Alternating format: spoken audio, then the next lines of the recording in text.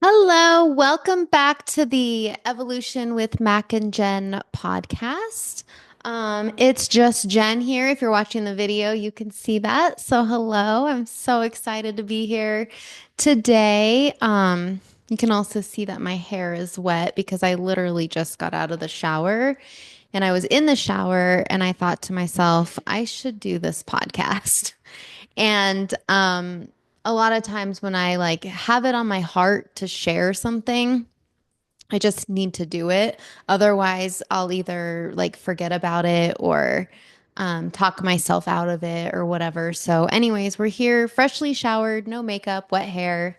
But it's going to be great because I'm just really excited today because I get to share part of my story, some of my story that's been on my heart to share. And I've actually been sharing this part of my story with quite a few people lately. And so I thought, you know what? I'm just going to get on a podcast and start talking and see who else needs to hear what I'm about to say today. So let's just get right into it because the truth is I am not the same person that I was back in the day. And I actually hope that's true for you too. Right? Like, I hope we're all growing, but my life is drastically different. Meaning, back in the day, so let's just say 2013, 2014. Um, let's see, what year are we? We're 2025. So it was 11 years ago. So I was like in my mid to late 20s. And who I was in my mid to late 20s was I was a party girl. Um, I was just going through the motions of life. I was a party girl, just having fun. Yes, I was in a relationship and we partied together. Um, was I just a party girl? No, I was an alcoholic. Drinking every single night. Oftentimes until the point where I blacked out. And and then I'd get up in the morning, like force myself to get up. I'd show up to my waitressing job hungover in the morning early because I worked breakfast and lunch. And then I would work my shift with a smile on my face. I would come home and about 5:30, 6 o'clock at night, I would start drinking again. And I would just do that like every day. And it was kind of just this like there's not a roller coaster, more of a hamster wheel that I was on, going, just doing that. And that's what I thought, life was and life was about. Right. And, in in 2013, I got pregnant with my son, and I was married at the time to my first husband. So, for those of you who don't know, I am divorced. I was married before I married Mac. So, Mac is my second husband. And my husband at the time and so he was my party buddy, right? We were having fun together, and we had a lot of fun in our relationship. We went on vacations and we had a lot of friends who also liked to party. And it was always a really good time, but deep down inside, like I was in a lot of pain. Um, Trying to, just be somebody for everybody all the time, constantly feeling like I was always failing um, at a lot of things. And so I think my reason for drinking as much as I did was because I was trying to numb the pain that I felt inside.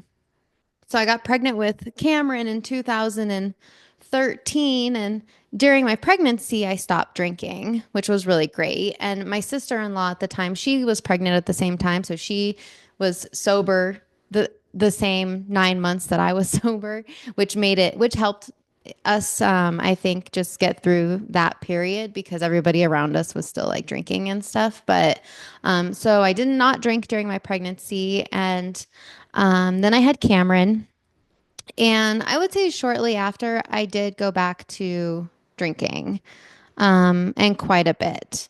And I was doing the best I could. But of course, when you are hiding something like that, there's a lot of shame and guilt that you feel. But also as a new mom, like there's a lot of shame and guilt there too, because it's like, I know I'm not supposed to be doing this, but like this is what we do and this is what I do. And because of the shame and the guilt I felt around the drinking, caused me to feel depressed and almost like a perfectionism a little bit because I was putting like wanting to put on a front on the outside like everything was perfect and I had everything under control where on the inside I felt like my world was falling apart. And not only that, but my relationship, we didn't fight that much, but there wasn't a lot of like passion and like real connected, deep, like love there. Like, I mean, I love Cameron's dad and I loved him back then and I still do. But there's levels and layers to everything, including love. So loving him doesn't mean that I want to be with him, right? But but there wasn't just that like passion. There wasn't that like connectedness. And we were a little bit more like roommates, if I'm being honest, where we would, party. We had our son. We were both, contributing to the household, working our jobs, and on kind of on the hamster wheel together. And sometimes we jump off and go on vacation, right? Always with his family, which was fun. but um, but that was just the life. And so I though, because I had this like these feelings inside of guilt, shame, self-hatred, and like my depression, um, and then being in a roommate situation where I didn't always feel entirely like safe, not just with him, but literally with anybody to like share what was truly going on inside of me. Um, I always just remember feeling like I want more. There has to be more. This is not right. Although it seemed like it was right because it was like our world that we lived in, everybody else that we surrounded ourselves with kind of was in the same world.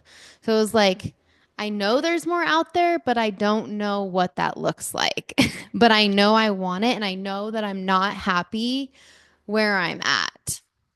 And so I used to cry at night.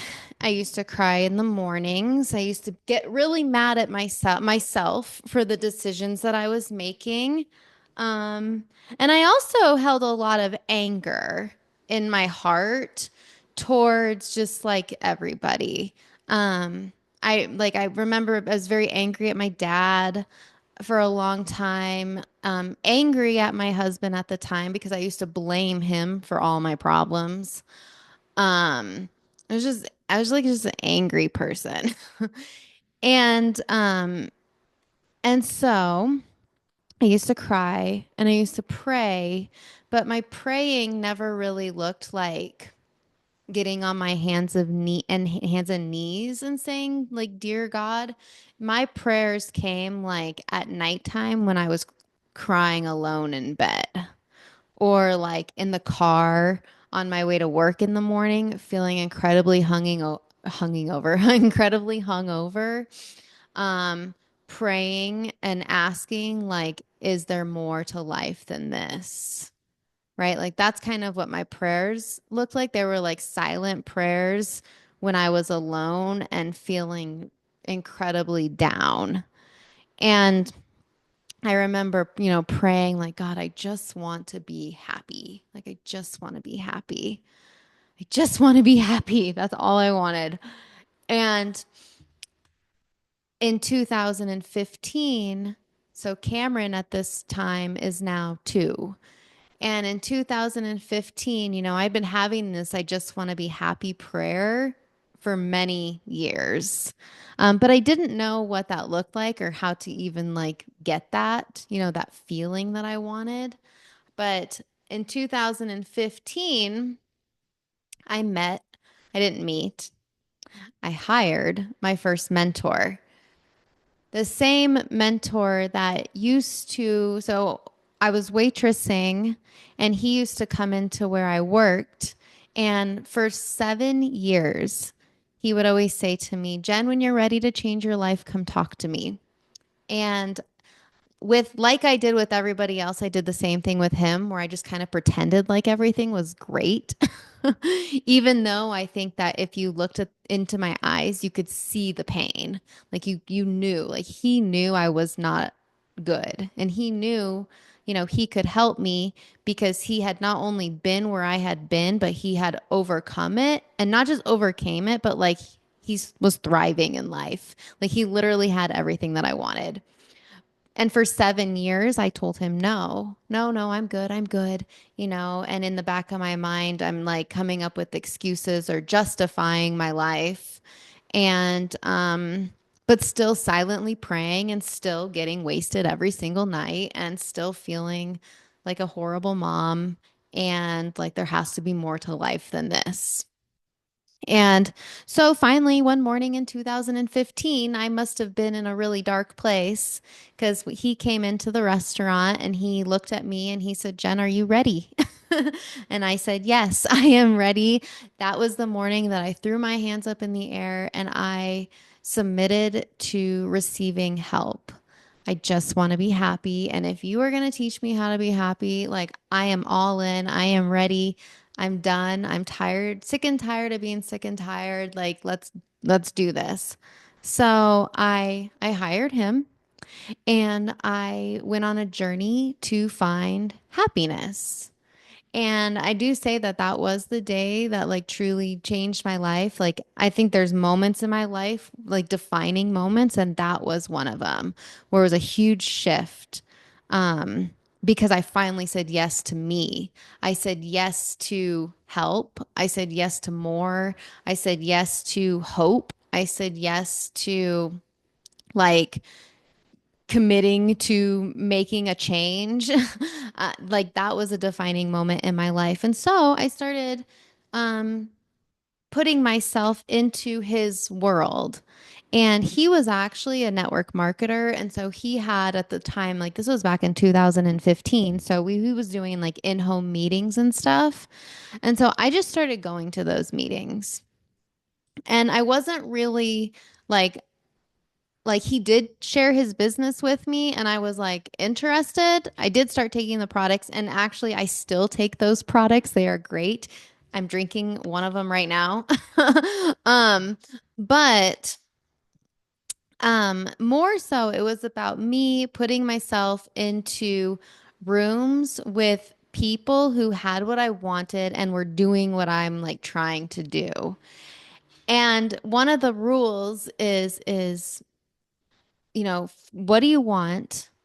Find somebody who has what you want and start modeling their behavior and doing what they do. So I'm like, okay, I just want to be happy. So now I'm in a room full of people who are seemingly happy and I start taking note of like, what are they doing? And a lot of them were, focusing on, personal growth and focusing on gratitude, watching, motivational YouTube videos every day, connecting with other like-minded people, showing up at the meetings. Um, and they were kind of doing the quote unquote work required to elevate their lives. And so I started modeling their behavior and doing what they do. Granted, I was still getting wasted every single night. And I was still, I didn't find my happiness overnight. Like it did take a moment, but I just decided to start trusting the process and trusting that these people know something. And so I started every morning doing a gratitude journal. I talk about that a lot.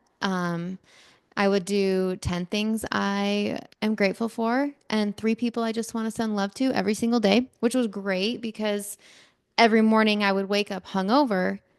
And in the past, it was I immediately was started getting down on myself, hating myself, angry at myself, shame, guilt, you know, sadness, anger, all those feelings like right away, first thing in the morning. Where now I'd wake up first thing in the morning and pick up my gratitude journal and just focus on gratitude.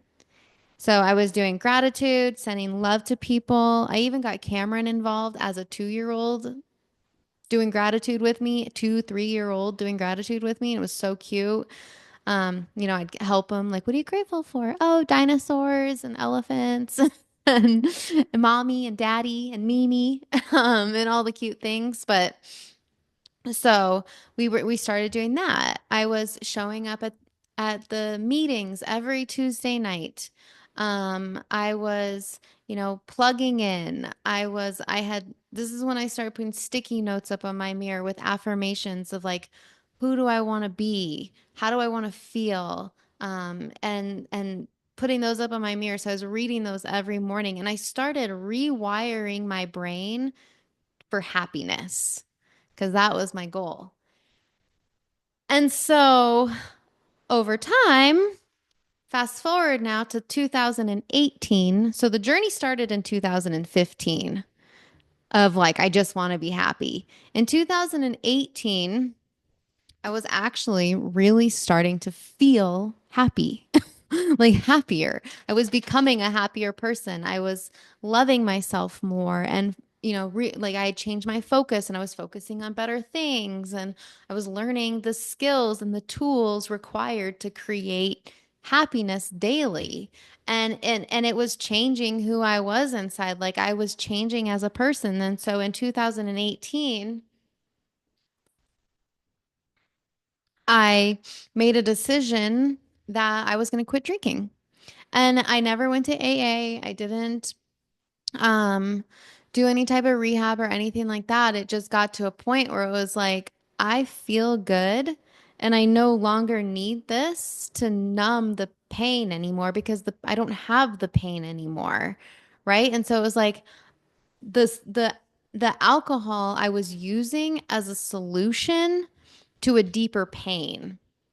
And once I knocked that pain out and started changing my focus to, I just want to be happy, it got to be really easy to let go of anything that didn't contribute to the happiness that I was moving towards. And so July 4th, 2015, I said, tonight's my last night. I said it to myself, I'm going to quit drinking. This is the last night. So I drank that night. And then on July 5th, I didn't drink. July 6th, I didn't drink. July 7th, I didn't drink. And still to this day, I have not had a drink since July 4th, 2018. So I'm almost 7 years sober now, which is amazing.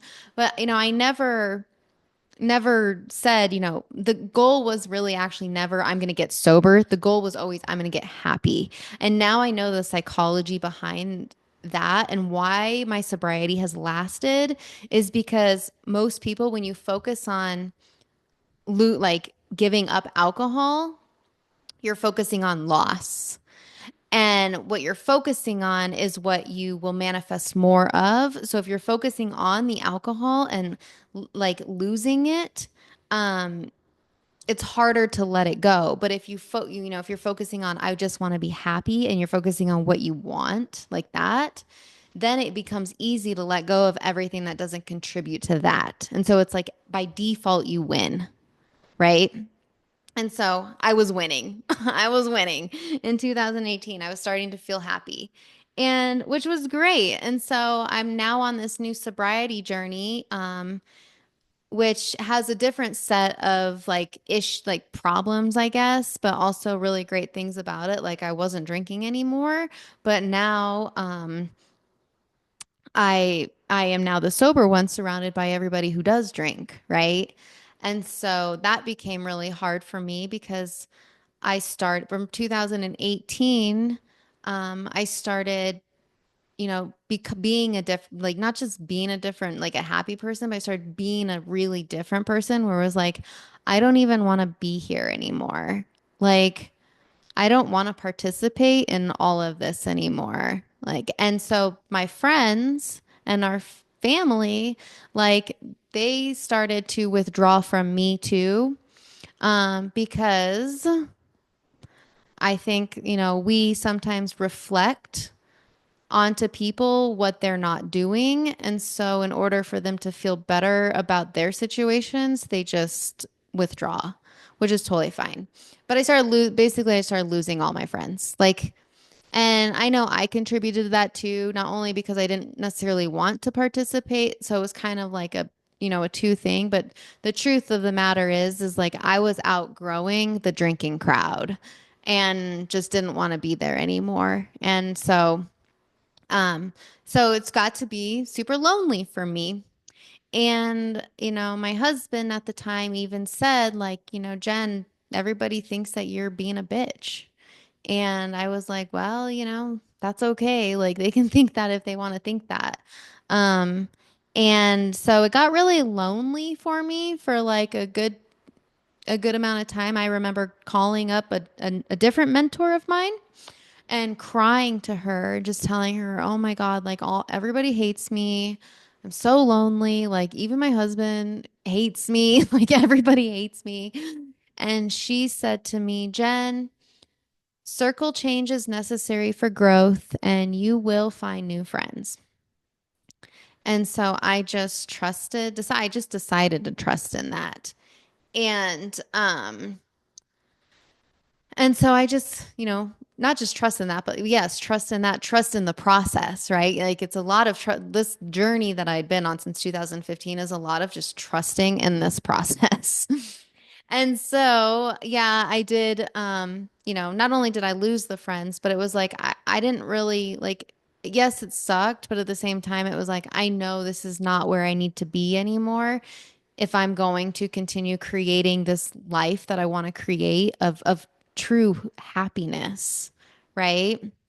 And so let them go. And eventually, I think that led to the demise of my first marriage. Um, because, I had gotten sober, he was still drinking, and there was just years of from me, anger and resentment. And, I wasn't my best self in my first marriage. Let's just put it that way. I didn't know what I know now. Had I known what I know now, I tell everybody, we probably could have had a great relationship. Like if we were together now, we could have a great relationship because I know the truth is that like I bring the magic. And so I can have a great relationship with anybody. I know that. But if I wanted to, but I don't want to. So, but this is why when we did get divorced, okay, so first of all, I was not my best self in my first marriage. I do want to make that very clear, like, because this is the big part of the story where, because I teach a lot about masculine and feminine polarity and energy. And in my first marriage, I was so much in my masculine energy that my husband at the time did not stand a chance to thrive with me. And so we'll just put that out there.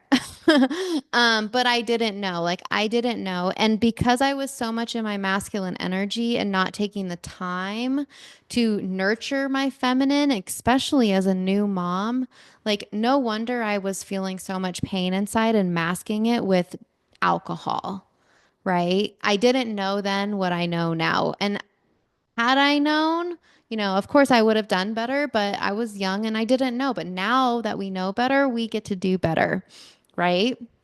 And so, um,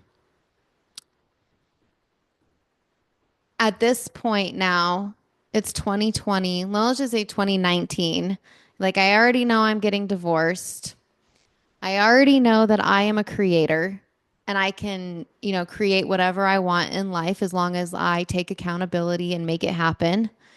And I can pretty much do anything. I know that, because if I could get sober, I can do anything. If I can, create this happiness and this peace, like I knew I could do, start creating, I could create whatever I wanted to create. And so in 2019 is when I said, I knew I was getting divorced. We didn't get divorced till 2020, but let's see. I would say 2018, actually, 2019. 2019 is when I started diving into I don't want to make the same mistakes in my next relationship.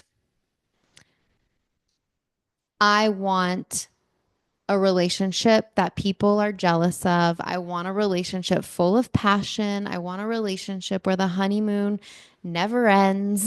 Like this is what I want. And so I basically did the same thing that I did when I wanted to be happy was I found people who had what I wanted in relationship and I started to learn from them how to create it. Right? And a lot of that, creating that relationship also comes with creating that relationship with yourself, which is a whole nother podcast, right? So, so there's that. So I want an incredible relationship with a man that I can fully respect. That's what I said. And at the same time, I also said, I want to create a better co-parenting relationship with my, ex-husband than we had marriage. And then how do I do that? Right? So I'm working on both of these kind of at the same time. But, I it's when I believe that when you decide you want something and you commit to the decision regardless of what the current circumstances look like, and I mean commit to the decision, you can create it. And so when I decided I'm going to have a great co-parenting relationship with my ex, what do I need to do and commit to that? That's what I created. And I will tell you that 5 years now we've been divorced and him and I do have a great relationship as far as I can tell. Like on my side, we do. I don't know what he says in private to his buddies and stuff about me. And frankly, I don't really care. But we worked well together. Like if he texts me, I am available. When I text him, he's available. And so it's working, but I know that it took a lot of intention to create that. And it and and it worked. So one of the things I had to do was well, let me just say this actually. My ex-husband did not change. And so he is still the same person that he was when we were married. Like I guess he is, he's a little bit different. Like he goes on more hikes and he's got a girlfriend in Miami now. And like, him and Cameron go camping. We never hardly ever went camping. So like, yeah, he is different, but truly like he didn't change. He hasn't changed who he is. And the things that made me so angry and bothered me about him have not changed. What changed was me and my lens on how I see him, which changed how I show up with him, the energy that I show up with him, which then changed how he shows up with me. And so when we were first getting divorced, of course, he was very angry and he wasn't being the nicest person. And I felt like he was always trying to start fights with me, right? I'm going to take a drink real quick. I felt like he was always wanting to start fights with me. And so, one of the things for me to commit to my vision was like I couldn't entertain the fights, right? And so I had to start setting some boundaries with that, right? Had to start looking at him and seeing him through a lens of love instead of judgment. And I talk about this all the time because the truth is like just because he was angry and starting fights and all these things doesn't mean that he's an asshole and it doesn't mean anything other than the fact that he's reacting to the divorce like any normal human would and he's afraid. And his way of gaining a sense of certainty and control in a very uncertain situation is to react. And most people react out of fear and they use anger and you know force to try to gain that sense of certainty and control. And rather than me looking at his behavior and judging it, I chose to see him through a lens of love. Like, I understand you. I understand you're feeling hurt. Like, I get it. Like, this is not an ideal situation, right? Like, and that shift alone, I think, changed so much because I was no longer reacting to his reactions, right? Because I was seeing the truth and having more understanding and grace and compassion for him, right?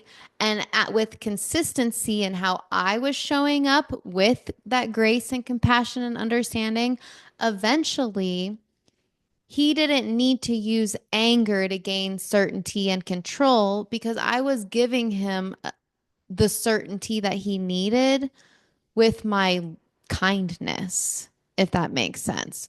So that was one shift that we made. Another shift was like I stopped judging him.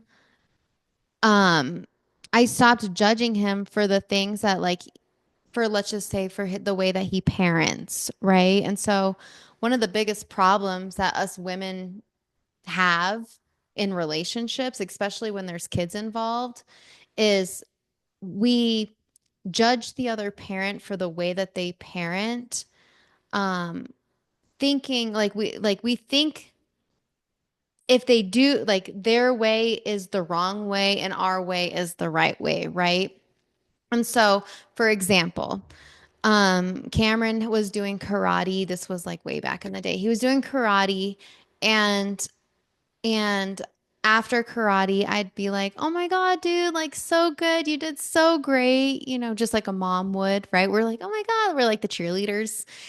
Well, my ex-husband, like what was coming out of his mouth was, well, why didn't you run faster? Why didn't you do this? You should have done this. It felt to me like so much criticism.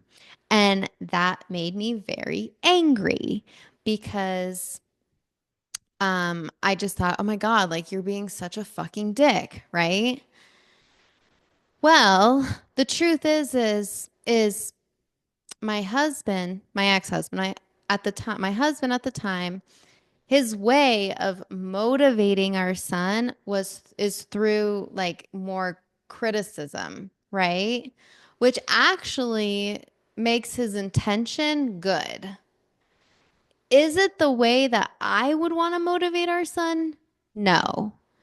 But does it mean that his way is wrong? No, it doesn't.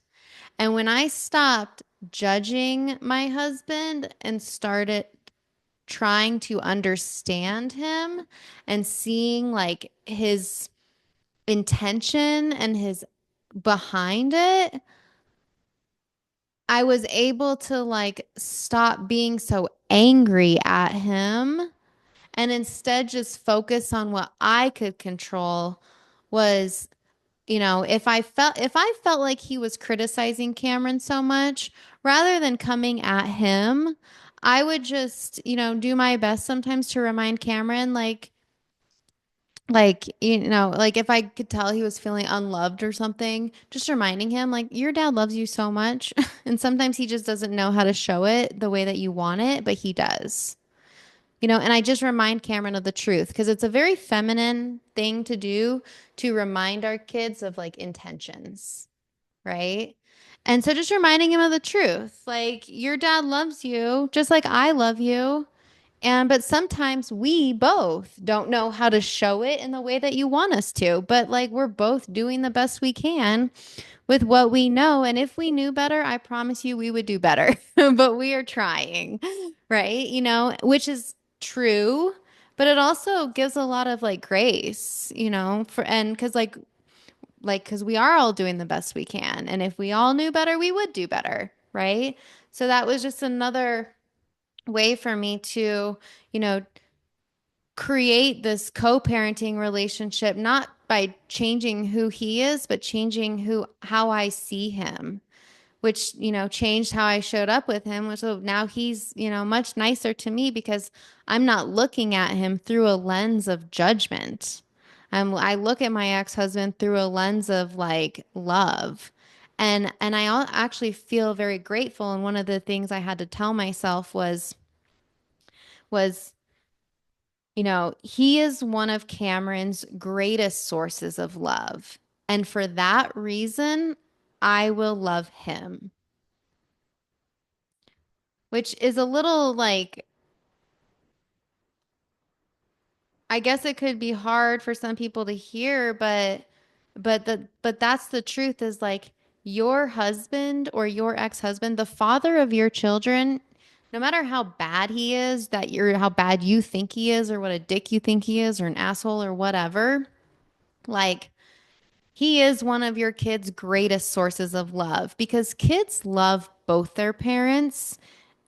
Kids love their parents even when their parents hurt them, right? Like they're a source of love there. And so for me to deny that, I just had to like lean into that, which also gave me,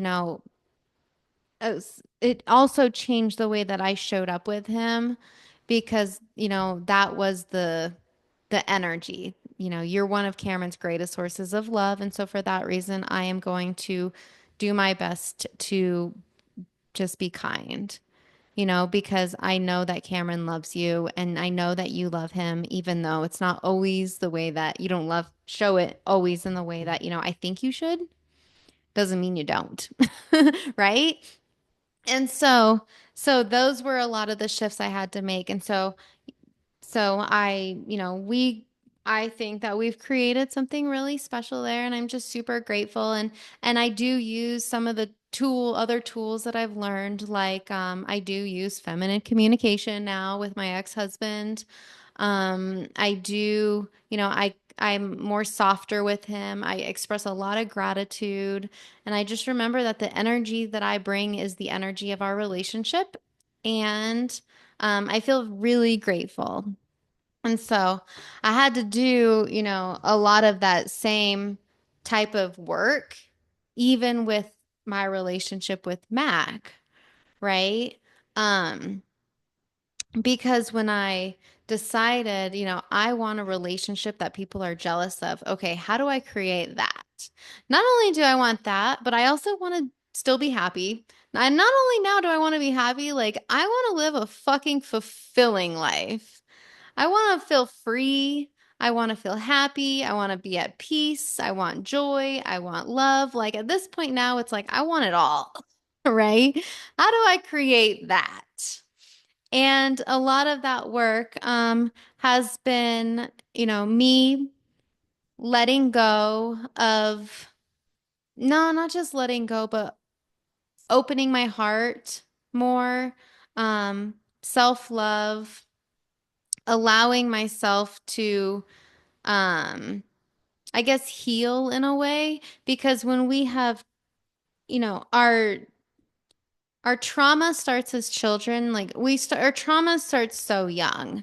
And when that happens at a young age, usually we start closing off our hearts between the ages of 4 and 7. Usually, no matter how big or how small your trauma could be very big, or your trauma could be girls on the playground being nasty, right? My poor niece had a journal. She's like in second, third grade, had a journal at school that some of the boys got a hold of and read it and weren't very kind about it. And that right there could be some trauma. So that's when we start to close off our hearts and we start changing who we are to like fit in, be loved, and be accepted by others. And over time, as we grow, you know, our hearts usually just kind of close off more and more and more and more until we become adults. Now we're adults with closed hearts, wanting so desperately to be loved, but now pushing away everybody that's trying to love us because we don't feel worthy of it, right? And so a lot of my healing has been just Jenn reopening her heart and taking off the armor that I've put on and have been wearing my entire life. And that armor I like to describe as almost like like masculine energy. Because when you're a woman who doesn't feel safe to be feminine and herself, and like when you think of a feminine woman, like if you think of a little girl, like a 2, 3 year old girl who just gives and receives love and just happy and free and flowing and doesn't care what anybody's thinking, and she's just, expressive and being herself and all those things. That's like who you truly are as a feminine woman. And but over time, we lose that because we put on the masculine mask, which allows us a sense of safety and control. And which is fine. And it serves us for a long time. Like it serves its purpose. But there gets to a point in life where you're tired. And you don't want to be in control anymore. And you want to feel safe, but you want to feel safe from a place of power instead of a place of like fear. Fear of being judged, fear of being abandoned, fear of being too much, fear of, if they see me, are they going to love me? You don't. And so it's just exhausting trying to control everybody's perception of you, right? And so you want to be free again. And a lot of that freedom comes with taking off the mask and reopening your heart and allowing yourself to like feel again. And so, I went on that journey too. But in relationships, what I found is that with my first husband, I was so much in my masculine energy, which made him withdraw from me, which because he thought that's what I wanted, because I was so angry and like in trying to be in control, he thought, well, I'll just stay out of her way because that will make her happy. And so he withdrew and put his energy over here. But because he did that, what happened was is I then felt, I had to step up even more into my masculine energy, which making all the decisions, trying to be in control of everything, constantly feeling like second guessing, feeling like I was failing, which is why I was drinking every night, and which made me feel even more alone. And so a lot of my cries at night were like, God, I just want him to step up. But I didn't even know what that meant either. Like all I knew was I was tired and I didn't want to do it anymore. And so moving into my next relationship, once I learned about the dynamic there and what really fucked it up, it wasn't a lack of love, it was a lack of polarity. And so I said to myself, not only do I want a man that I can respect, but like how do I create this relationship that other people are jealous of? Well, one thing is like it, I don't know if I want to get too deep into this part, but one thing is really, my man like as a woman like in a relationship, like you want to take on that feminine role, be in that feminine and allow your man to kind of be the leader, right? Because when you have it's about the polarity which creates the passion. And so for example, in my first marriage, I was in my masculine energy, so he kind of withdrew and became more feminine, but the truth is that killed the passion. And so the passion comes when when you have two people who are living their natural self. But this is also where healthy comes from, like healthy relationship where you have a woman with an open heart who trusts herself, and you have a man that can, is in his masculine power, but can be respected, and he leads with like certainty and love, right? And so I went on a quest and went on a lot of dates with men. Um, I knew exactly what I wanted, not necessarily like in the man, but I knew how I wanted to feel when I was with him. And I go over this with my clients. There's actually 6 things that we, kind of go on a checklist. And it's like, are you feeling these 6 things on a super high level? And if you are, keep moving towards that. If you're not, your nervous system is going to kick in. You're going to want to put on your masculine mask and try to control everything. And that's going to fuck everything up. And you're not going to be happy. Like, so you need to pay attention to these things. So I paid attention to those things. And once I got to Mac, I mean, he was meeting those things for me, on high levels since the very beginning. And I could see him as a man that I'm like, wow, I can respect this man. Like he was so into personal growth, his certainty through the roof, but not just his own certainty. Like he gets his certainty from a higher power, which actually gives me more certainty, which feels really great as a woman who wants to be relaxed in her feminine. Like I don't want to be with a man that I have to be like I in control of, right? And so you either if you want to create the type of relationship that I'm talking about, no matter who you are, like as a woman, you're going to have to learn to let go a little bit and allow him to step back up into the role that he's made for. Um, so you can thrive and feel more relaxed. And so a lot of it comes down to me having trust in him and in his ability to make decisions. And there's all kinds of tools and things you can use. Like, so like, as a woman, how you want to feel loved and cherished and supported, right? And safe.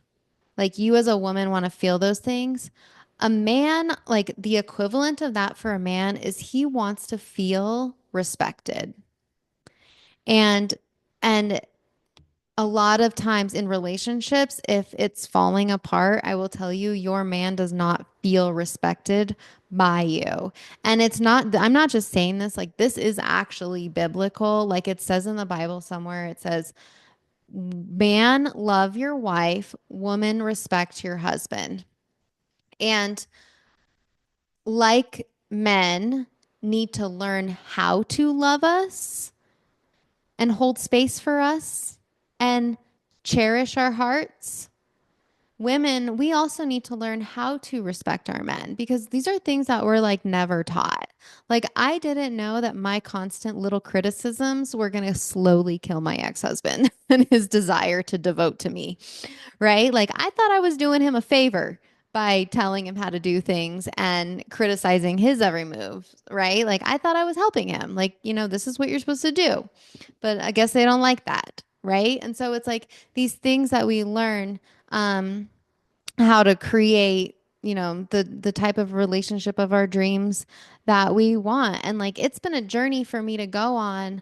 Um, for sure, because like I mean, this journey for me started in 2015 when I decided like, well, it started before that when I was praying to God, like I just want to be happy, But I think that we as humans, like a lot of us go through this life feeling like there's more to life, that we want more, especially just more love, right? And it's interesting because I've learned that like the the love that you allow like you have for yourself is like the equivalent to the amount of love you'll allow in, right? And so it's really hard because if your heart is closed, you're not going to ever allow in the love that somebody might be even trying to give you. Like you won't even see it because you're so closed off to it. But it's like we so desperately want it, but we are unconsciously unaware that we're blocking it, right? And so, I guess there's a lot here, but I will just tell you that in this journey, some of the big, I guess the biggest things I've learned is the biggest shifts I've made is being able to see myself through a lens of love, start loving myself and forgiving myself, seeing other people through a lens of love, my ex-husband through a lens of love, and even Mac through a lens of love because the truth is it's a choice to love your husband and it's a choice to respect him. Um it's a choice to do these things and we choose to do it because we know what happens if we don't. Like I know if I stop respecting Mac will stop having a desire to cherish and love me. And so I do my best to show him respect, not only because I want to, because he's like my husband, but like I choose to. Like I chose him. And I know that he's capable and he's willing and he's incredible. And I will tell you that same thing I have to do like kind of with my ex-husband is that even Mac like doesn't always do things the way that I would do the things. He doesn't always speak to Cameron the way that I would speak to Cameron as Mama Bear, right? He doesn't always do the things how I would do the things, but seeing him through a lens of love and knowing his intention is pure and that it doesn't mean that his way is wrong. But also, as our leader, I give him a lot of grace. I do because I know that, he is doing the best he can with what he knows. I know he's working on getting better himself. I also know that, sometimes things happen and, you know, even his decisions might not always be this how I would do things, but if they're wrong, let's just say he makes a bad decision. Um, well, that just means clearly there was something for us to learn here, or we needed some growth, in this area. So it doesn't actually mean it was a wrong decision. It just means it didn't turn out the way we thought it was going to, but there's a reason why. That's the energy of letting go, where it's like, I'm going to empower him to be the leader, to be in his power and trust in his ability as a grown ass fucking man to make decisions. And I'm going to let go and I'm going to go put my feet up over here and trust that you got it. And if you don't got it, then, you'll let me know what you need. And if you don't tell me you need anything, my feet are still going to be up over here. But trusting that even if it doesn't work out the way we think it's supposed to, like it's all perfect because we trust in God and we know that like God has our back and that, like I said, if it's not, doesn't work out the way we thought it was going to, there was a reason why, and we either needed to learn a lesson or grow. And so it's all good, right? And so, letting go, the feminine woman in the relationship, um, she empowers her man to be the leader because she knows how exhausting it is to do it herself. And I'll tell you, I don't want to do it anymore. And I know a lot of you out there don't want to do it anymore. Like you've been doing it long enough. And like, Mac, even when he's coaching men and stuff, he will tell them, like, you guys need to be the ones doing the finances. Like, you guys need to be the ones, making the decisions and in kind of in control of it, which for some women can probably be triggering because it's like, well, your man, like, he's fucked up so many times in the past, you just took it over, right? But it's like, but in order to allow yourself to relax back into your feminine energy and you have to start letting go of some of this control and start trusting again and giving your man space to step back up into the role that he's made for. And it's not always easy, but if you want a relationship that's where the polarity is alive and there's passion and where like you can just be your best self and let him do his best to be the one, um like it just works so much smoother than when we as women try to take it all on, and then we start to feel alone, um exhausted, overwhelmed, just it's just too much. And so like you've been there. I've been there in my first marriage. Like I was trying to take it all on and I realized like I don't have to do it all myself. I can allow myself um I can allow myself to give my heart to somebody that will, hold it and take care of me and trust that he's going to do it, and give him grace to know he's not always going to do it perfect, but like we're in this together. And I'm excited about that. And since I've started making all these shifts and changing all these things and just deciding how I want my life to go, like I do feel great. I am a completely different person than I was back in the day. Like I am sober, right? I am happy. I feel really good. I make sure more than anything that my energy is protected. Um, and I think that's the most important thing as a woman, is to protect that energy, because when you are giving from an empty cup, that doesn't feel good. When you are giving from an overflowed cup, it does feel good. And when you let go of control, you have more time to fill up your cup, which is really cool, right? Because when you stop trying to control everything and you give your man back some of that power, all of a sudden you have all this free time. You're like, hmm. And what's very interesting is if you really like talk to your man, he'll tell you like he just wants you to be happy. And if he thinks happiness is staying out of your way, he'll do that. If he thinks, happiness for you is taking bubble baths every night, and like if that's what you want, like he would probably step up so you could do that.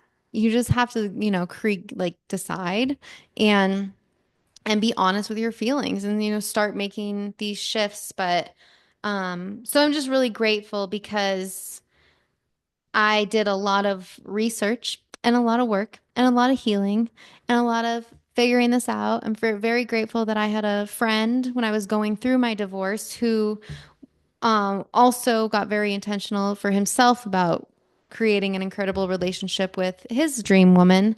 And we kind of became partners, and did a lot of this like work, learning, and even practicing together, which was great. Um, but this is the dynamic you want. And so like in our coaching, a lot of the stuff when it comes up to relationships is like we teach a lot of our women like how to let go and feel safe enough to do so. And we teach a lot of the men how to like step back into their power and, feel safe to do so, right? Um, because I always say that relationships don't end because of lack of love. They truly end because of lack of polarity. Um, and when you shift back into who you truly are, not only do relationships heal, but your life in general just gets so much better.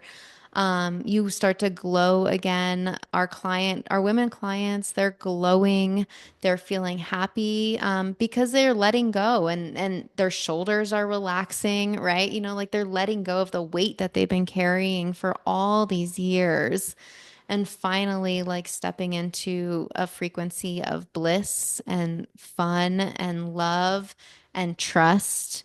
And so it's just been really, really great. I'm really happy. So I guess I'll end it right there. I hope you got some good stuff out of that. Thank you for letting me share.